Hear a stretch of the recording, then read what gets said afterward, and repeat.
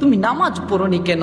অসুস্থ তাই? তুমি কি নবী আইয়ুব আলাইহি ওয়াসাল্লামের চেয়েও বেশি অসুস্থ? তুমি নামাজ পড়নি কেন?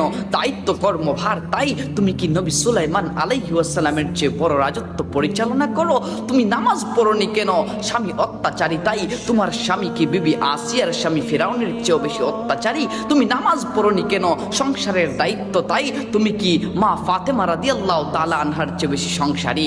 না না, নামাজ নিয়ে কোনো একটা ওসিলাও আমার আল্লাহর কাছে চলবে না। তুমি যদি সমুদ্রের অতল গভীরে তলিয়ে যেতে থাকো, তাও যদি তুমি আজান শুনতে পাও, তাও যদি তুমি জানতে পারো নামাজের সময় হয়ে গেছে, সেখানেও তোমাকে ইশারায় নামাজ আদায় করতে হবে।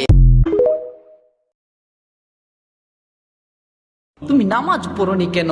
অসুস্থ তাই? তুমি কি নবী আইয়ুব আলাইহি ওয়াসাল্লামের চেয়েও বেশি অসুস্থ? তুমি নামাজ পড়নি কেন? দায়িত্ব কর্মভার তাই? তুমি কি নবী সুলাইমান আলাইহি ওয়াসাল্লামের চেয়ে বড় রাজত্ব পরিচালনা করো? তুমি নামাজ পড়নি কেন? স্বামী অত্যাচারী তাই? তোমার স্বামী কি বিবি আসিয়ার স্বামী ফিরাউনের চেয়েও বেশি অত্যাচারী? তুমি নামাজ পড়নি কেন? সংসারের দায়িত্ব তাই? তুমি কি মা ফাতেমা রাদিয়াল্লাহু তাআলা আনহার চেয়ে বেশি সংসারী?